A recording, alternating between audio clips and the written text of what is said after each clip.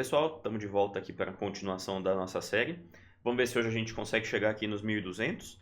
Na verdade, para quem estiver seguindo a série, todos os episódios certinho, vai perceber que teve uma alteração de rating do vídeo passado para esse. Né? A gente está com uns 15 pontos a mais. Isso é porque eu cheguei a gravar um vídeo antes desse daqui, mas infelizmente teve algum probleminha ali com o áudio, e aí várias partes do vídeo tinham ficado com problemas ali no áudio, então eu achei melhor simplesmente apagar aquele vídeo e continuar normalmente partindo desse aqui. Então só para vocês não estranharem aí que teve uma alteraçãozinha. Beleza, então vamos agora passar para a partida, vamos ver se alguém clica. Ok, agora sim, primeiro adversário... se eu não me engano, esse aqui é o primeiro oponente nosso acima dos 1200 até agora, né? Então vamos ver como ele vai se comportar aqui contra nós. Ele jogou a Siciliana. Contra a Siciliana, eu estava planejando jogar, na maioria dos nossos vídeos, a Siciliana aberta mesmo, né? Onde você joga cavalo F3 e depois D4. Quase contra qualquer coisa que ele fizer. Então vou tentar respeitar aqui esse plano que eu tinha traçado anteriormente. Vamos ver como é que ele vai fazer. Tem muitas opções aqui e a verdade é que é só uma questão de gosto aqui. Qual delas a gente escolhe de pretas? E todos os lances são igualmente bons. D6, vamos de D4. E quando ele capturar, a gente vai capturar de cavalo. Esse é o jeito tradicional aqui de jogar essas posições. Bom, o meu adversário, ele tá meio que tentando jogar a Siciliana Naigraf. A Siciliana Naigraf é aquela onde geralmente aqui as pretas jogam cavalo F6. Eu jogo cavalo C3. E então ele joga A6. Só que o meu oponente está começando com o lance A6. O que me faz pensar... Porque assim, existe um motivo pelo qual os jogadores começam com cavalo F6 e depois A6.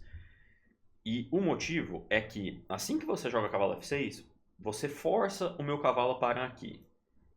O que isso significa? Que eu não consigo mais construir estruturas que a gente costuma chamar de maroxy, que é quando esse peão ele vai parar em C4 e o cavalo vem atrás aqui dele. Então, porque essas estruturas de maroxy são consideradas um pouquinho melhor, sempre um pouquinho melhor para o branco. Então, quando você começa com cavalo F6, você corta a minha opção de C4, porque o meu peão de E4 estaria atacado. Então eu tenho que defender, e aí finalmente você faz esse. Mas como meu adversário está usando uma ordem aqui um pouco imprecisa, porque ele não está atacando o meu peão ainda, eu vou aproveitar para construir aqui a minha estrutura de maroxy e jogar C4. Agora, quando ele atacar aqui, eu defendo. Mas com a vantagem de que o meu peão agora ele está na frente do cavalo, né, ao invés dele estar bloqueado ali atrás. E agora meu adversário vai jogar G6, bispo G7 e desenvolver as peças dele. E eu vou fazer uma coisa muito parecida com as minhas. Vou jogar bispo E2, bispo E3 e roque. Claro, a não ser que ele faça alguma coisa fora do comum aqui no meio do caminho. Mas se ele simplesmente continuar desenvolvendo, eu vou fazer o mesmo. Ok, meu adversário agora jogou cavalo D7, né? Tô tentando entender o motivo desse lance, porque assim, em princípio, é aquilo que a gente vinha discutindo em episódios passados, né? O cavalo ele tá quase sempre melhor quando ele está aqui em C6, porque ele ajuda a pressionar o ponto aqui de D4. Daqui de D7, percebam que ele não exerce muita assim pressão contra o meu centro. Então, nada aqui do meu centro está sendo atacado por ele mais. Só o bispo, né? Só que esse cavalo, por exemplo, está totalmente fora ali da luta pelo controle das casas centrais. Isso é só uma observação geral, porque eu não tenho como fazer nada a respeito disso. Mas é uma coisa que pode potencialmente tornar a posição do meu adversário mais passiva.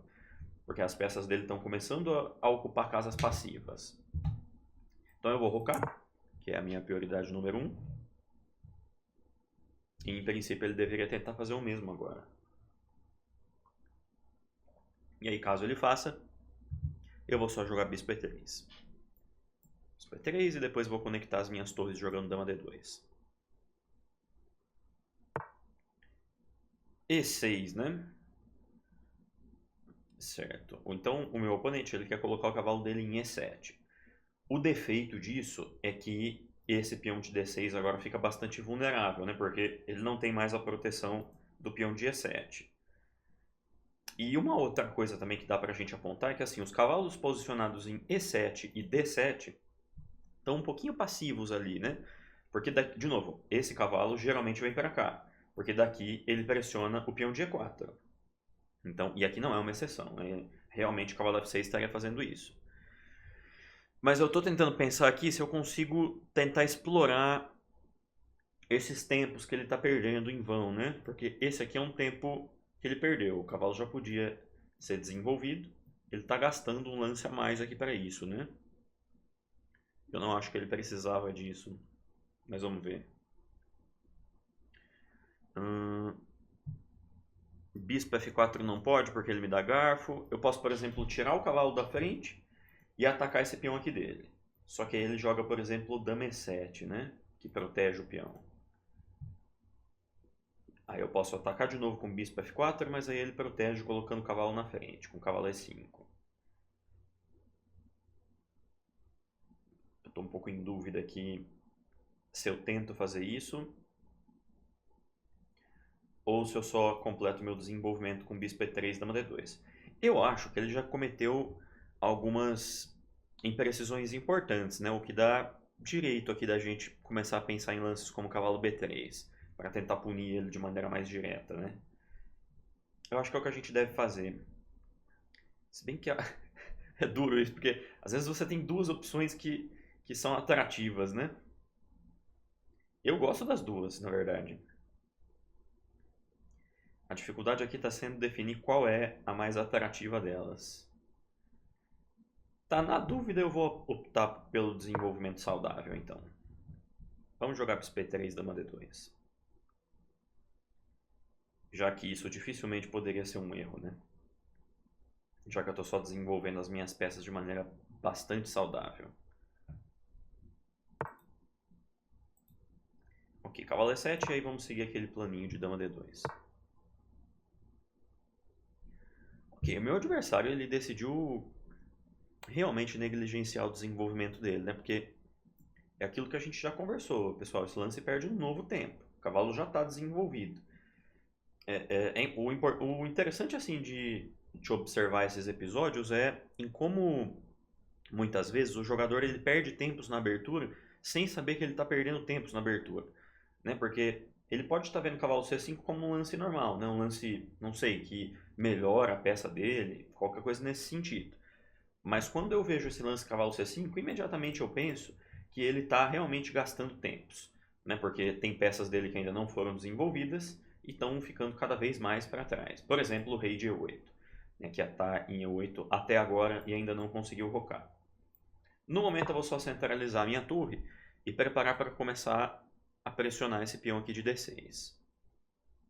Então a minha ideia seria tirar esse cavalo da frente em algum momento, talvez no próximo lance.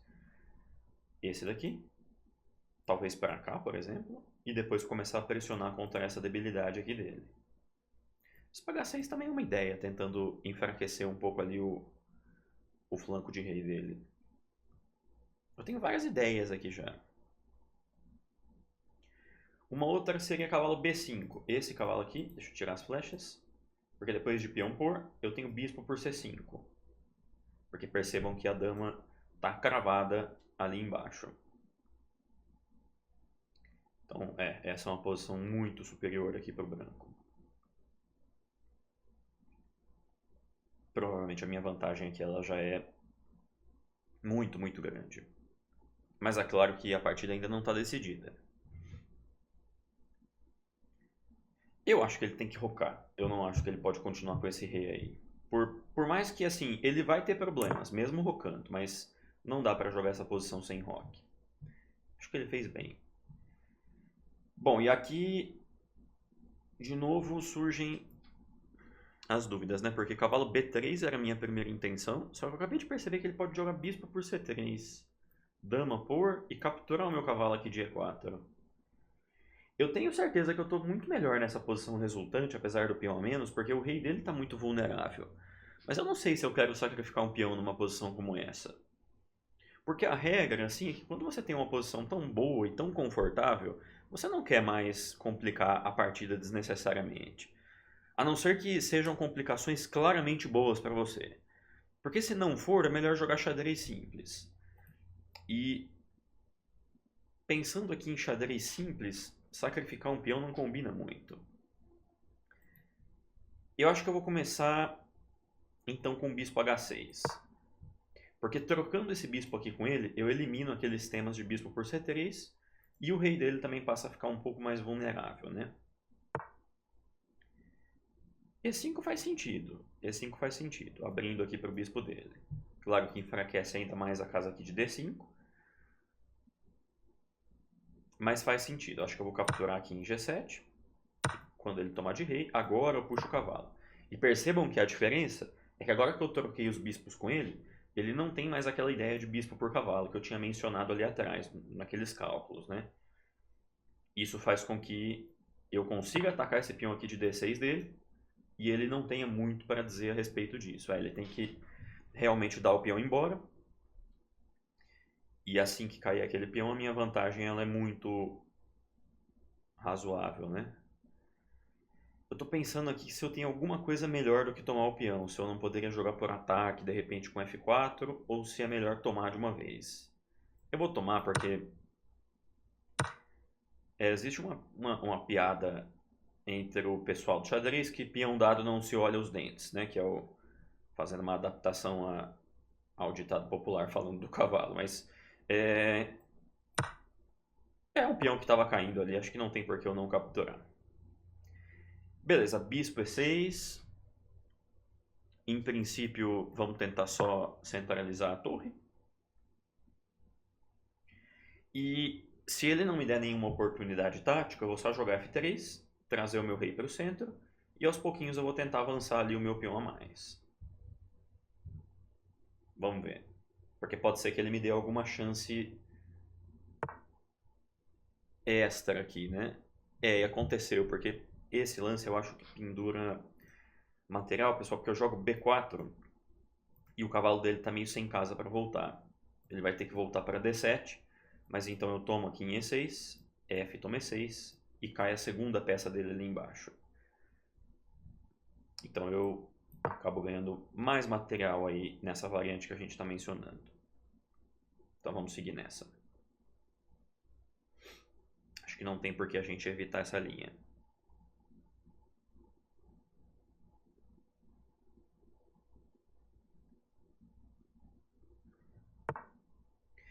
Mas esse não ajuda, né? Porque agora eu vou trocar as peças e depois vai cair limpo aqui o cavalo dele.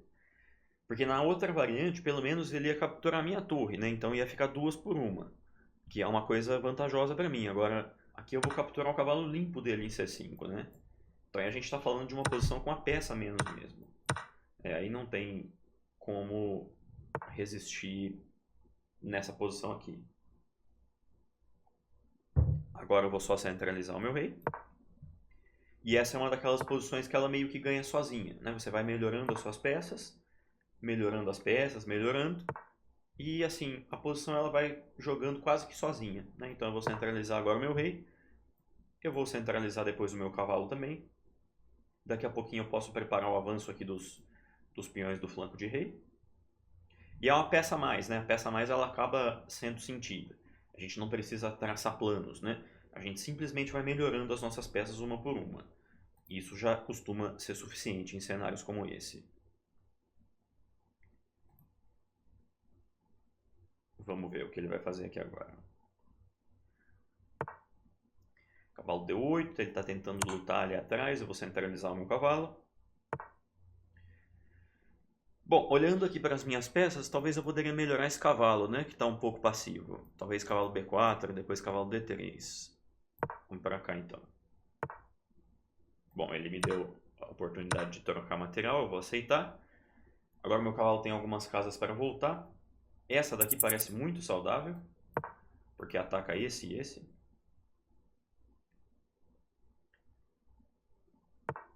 Bispo D7, esse aqui eu posso tomar esse peão.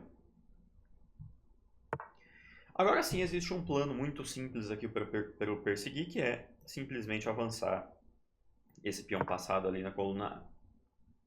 É o que eu estou planejando fazer. Então, dia 4.